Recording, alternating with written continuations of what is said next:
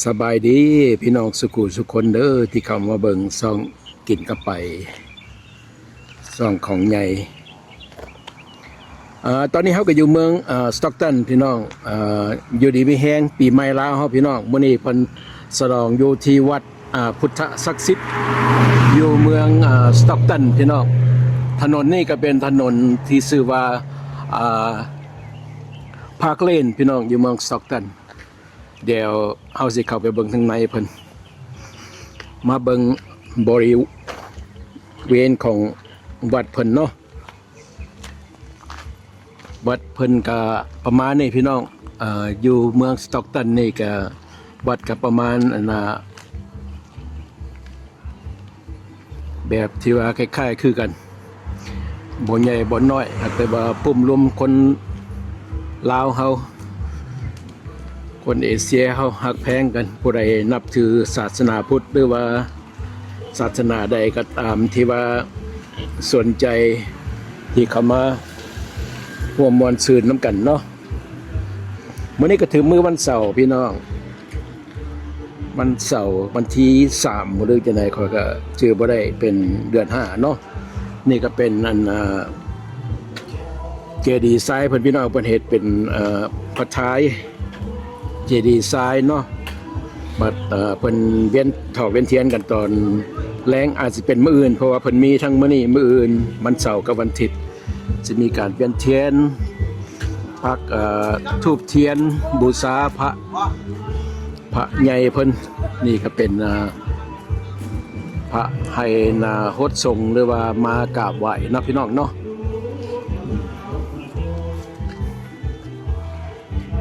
รายละเอียดเดี๋ยวเราก็สิ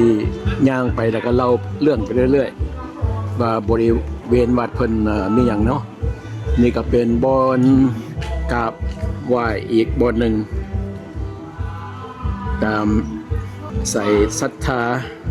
แด่พระพุทธศาสนาเฮาเนาะมาตั้งพี่ก็เป็นหอแจกเพิ่นเนาะพี่น้องบ่อนที่ว่าเพิ่นมา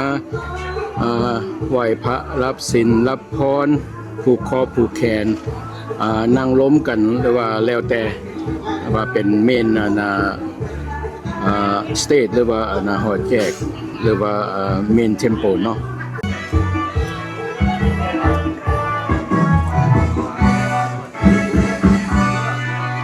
ตอนนี้ก็เป็นบอยเพิ่นขายเครื่องอยู่ของกินเนาะพี่น้องเนาะเดี๋ยวเขาจะเบิ่งว่าเพิ่นมีอย่างแน่เรามาขายในมือปีใหม่ลาวเฮานี่เนาะเครื่องไม้เครื่องมือเพิ่นตำบักหุ่งพี่น้องหมักเล่นหมักเขือค้างกบหมักนาวเนาะเตรียมไว้เรียบร้อยของกินพวกเป็นส่งพักกันนี้แกงหน่อไม้ข้าวปุ้นน้ำมีสิ้นสวรรค์แล้วก็มีแหนมข้าว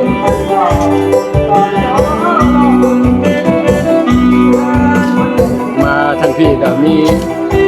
ปิ้งไก่ปีกไก่นี่คือซีเมนจืนเผือกเนาะจืนเผือกจืนกล้วย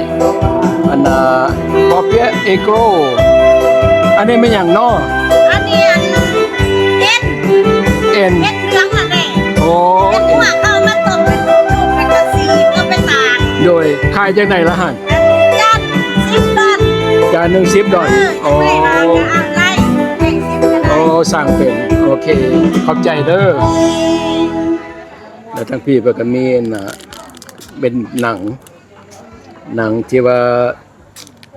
เฮ็ดสำเร็จรูปมาแล้วมีข้าวเปียกมีข้าวปุ้นโดยเดี๋ยวสิแวะมาอุดหนุนโดยแกงหน่อไม้ก็มีกาแฟนมเย็นชานมเย็น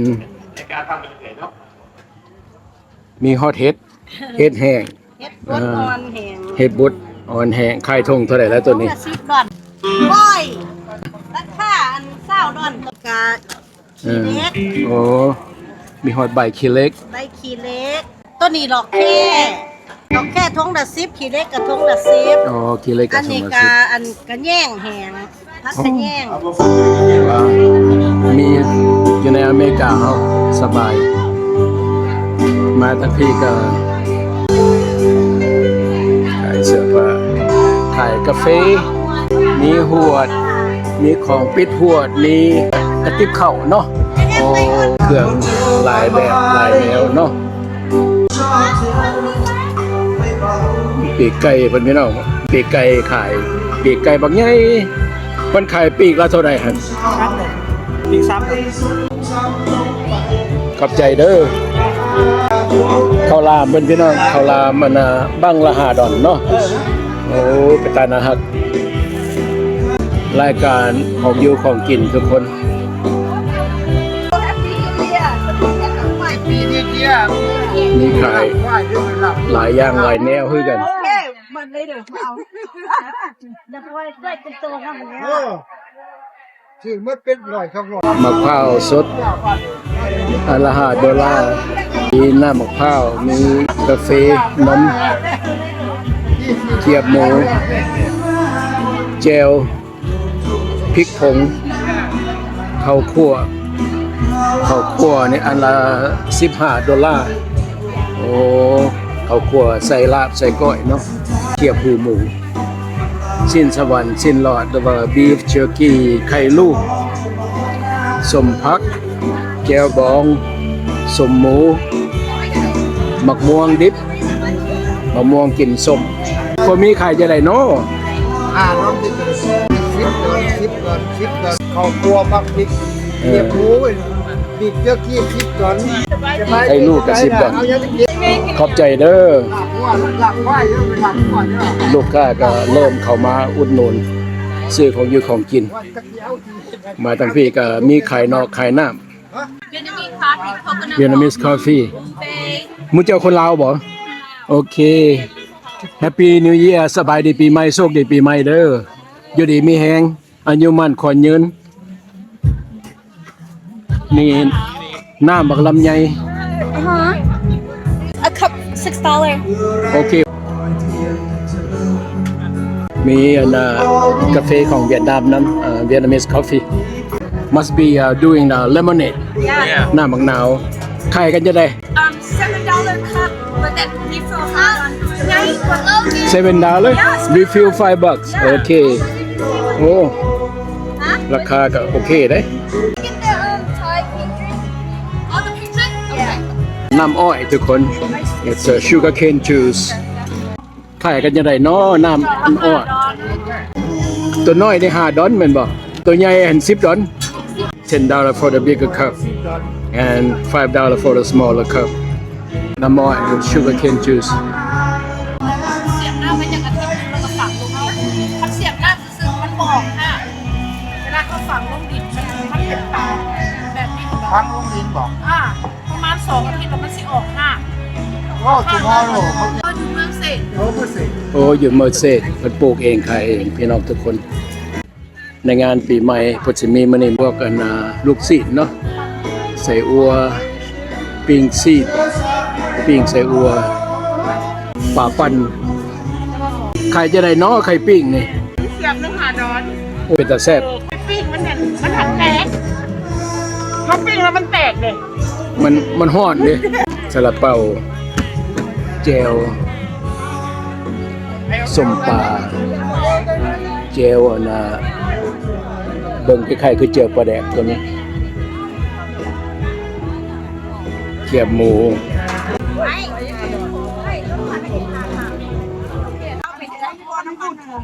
อินเดียพวกเราแล้วรอขนาด บ่อนจอดรถเพิ่นอยู่ใน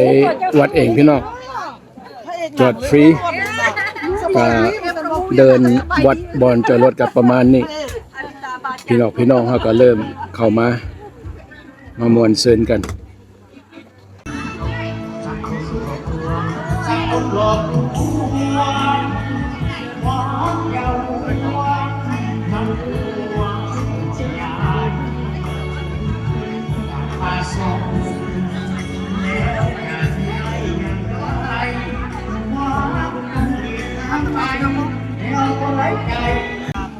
สิเป็นฟังผสมผสานนั่นเนาะทั้งมีเสื้อผ้าคล้ายๆคือทั้งไทยลาวเขมรโดยเฉพาะเสื้อผ้าตัวนี้เนาะใส่คำว่าสบายดีปีใหม่ลาวหรือว่า Happy Lao New Year to everyone for 2026 เสื้อผ้าก็มีหลายแนว มันคลายแล้วมันลายอย่างกระโปรงเขาเป็นคลายเพราะมันเป็นก้อนแก้ว สาวอันซ้อนเครื่องเครื่องประดับประดาความจบงามของผู้หญิงเนาะมีแต่ลวดลายงามๆแต่ว่าบ่ได้แม่นของแท้เด้อพี่น้องของจำลองแต่ว่าก็เบิ่งงามดีเบิ่งน่าเป็นตาน่าสนใจเบิ่งน่ะอยู่ดีมีแฮง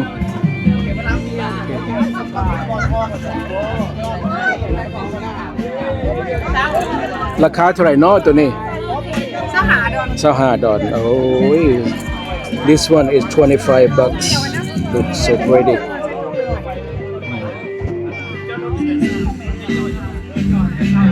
ชื่อแล้วก็ใส่ธง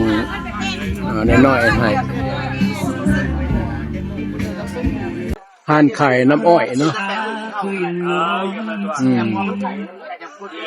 ขายน้ำอ้อยขายเสื้อผ้าน้ำแดงข้างๆพี่โอเคอยู่สบายดีนี่ราคาของเพิ่นมาเป็นใช่ต่างๆสบายดีอยู่ดีมีแฮงน้ำอ้อยราคาเป็นกันเองปลูกเองหมอเอามาจากใส่มีหลายที่เอามาจากเฟสโนอ๋อตัวไหนแซ่บคนละพันกันนะพ่อโอเคแล้วแต่คนชอบเนาะโอเคขอบใจด้วย Happy New Year บรรยากาศอยู่ในงานปีใหม่ลาวเฮามื้อนี้พี่น้องอยู่เมืองสต็อกตันก็เป็นมีเฟื่ออากาศอึมครึมอยู่ในหลังเที่ยงไปแล้วอากาศอบอ้าวทุกคนตอนนี้ก็ประมาณ74 degree Fahrenheit เด้อเดี๋ยวเราจะเบิ่งอยู่ทั้งเดินลำวงเพิ่นมีหยังน้อมื้อนี้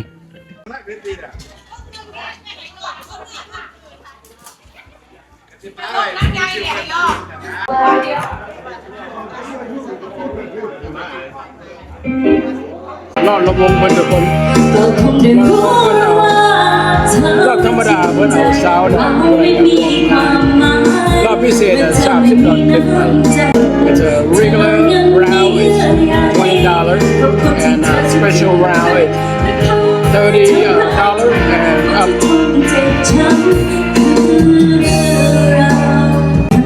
เราทุกคนทำใจเพราะทิ้งอย่างไรเธอคงไม่กลับมา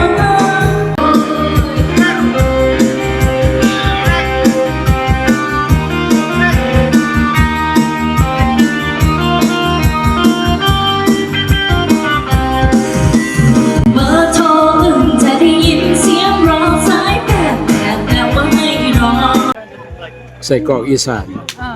กับปิ้งอย่างนี้เราเห็ดข้าวปุ้นแตงกิ้วคนกันเองเด้อ โอ้ย เห็นต้นนี้เด้อ คนกันเองครับ แล้วเขาเบียร์เขากินบ่คนส่งได้เจ้าช่องกินกับไปโดยเป็นภาษาอังกฤษกินกับไปโดยบางเอ้ยเราเห็ดข้าวปุ้น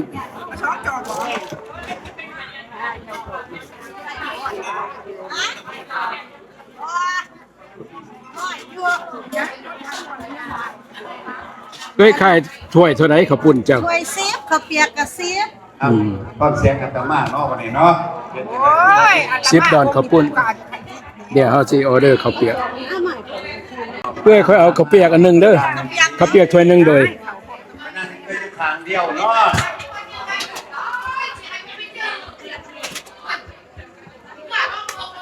เบิ่งหม้อข้าวเปียกแล้ว นี่นะพี่น้อง ฟดบกอยู่ ใส่เห็ดเลยอันเด้อแม่บ้านแกงหน่อไม้ใส่เห็ดแซ่บแซ่บ ตัวใดละหั่น 10 ดอน 10 ดอนง่ายๆ The bamboo shoot soup 10 bucks per container เราเฮ็ดข้าวเปียก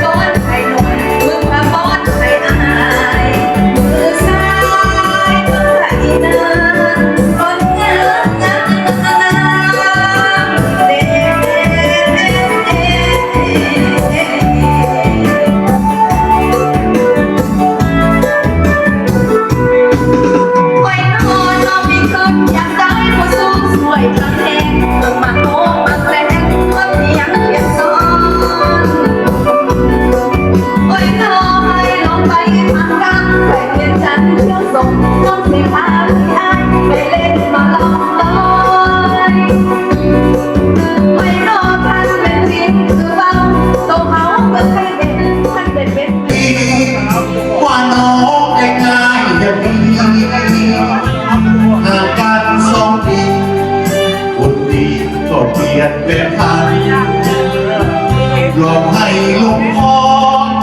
ใจร้อนมาตรวจเหมือนกันบทยงสุขีขอฝาก เป็นจังไดน้อสาวลาวเจ้าจันก็มาสาวลาวคนใดบางหัวใจหายแค่เด็เป็นคู่ชีวิตในยามที่มีวันนั้นต้องมีสักวันต้องมีสักวันจะเดินตามฝันไม่ท้อไม่หวั่นแรงที่มีขอเพียงเธอรออย่าลาอย่าไม่ตีเป็นคู่ชีวิตในยามที่มีวันนั้น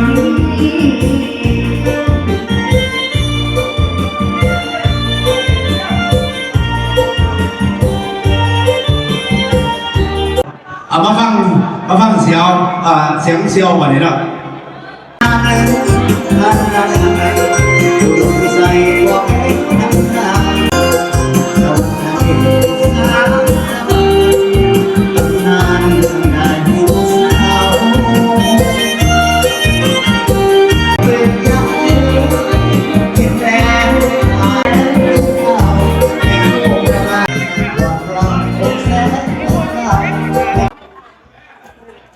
ขอเชิญเรื่องทานตัวทานของปีหน่อย เพื่อนมาเลี้ยงยืนมันจะทำดูใจอยากรักเพื่อนใหญ่ไปรักเพื่อนใหม่มาให้ฉันมีสิทธิ์มาเป็นไรฉันเป็นน้อยก็ลองให้แปลกใช่ไหมรักเขามันแสน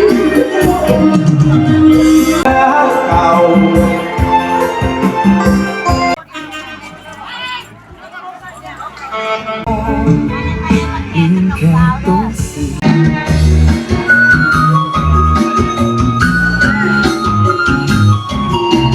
เ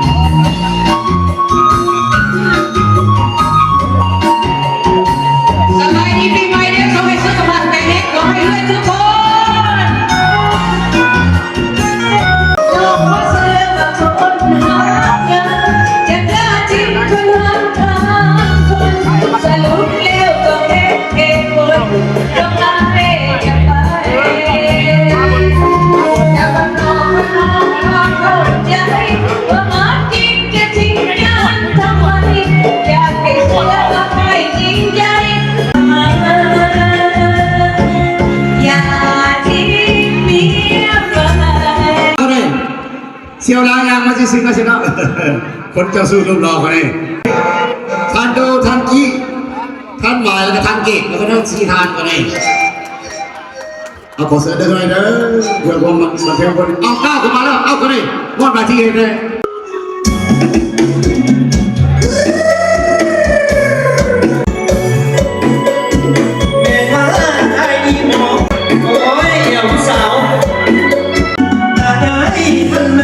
ไปได้จะเป็นเพศเป็นคอ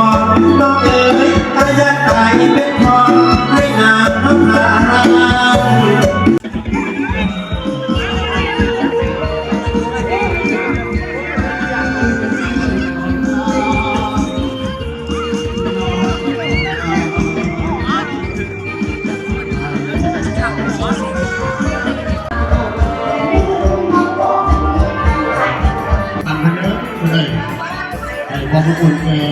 พี่น้องทุกคน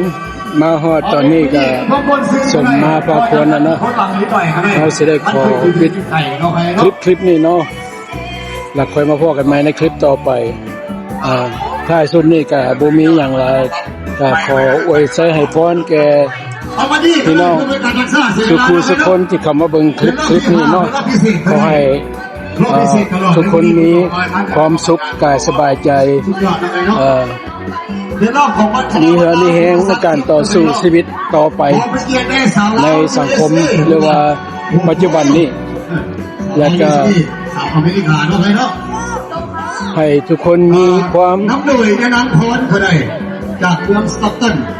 สุขที่มันเสมอมันคือเก่าอยู่ดีมีแห้งปราศจากโรคภัยไข้เจ็บ วันนี้ก็ขอเชิญก็ได้ อายุมันควรยืนสู่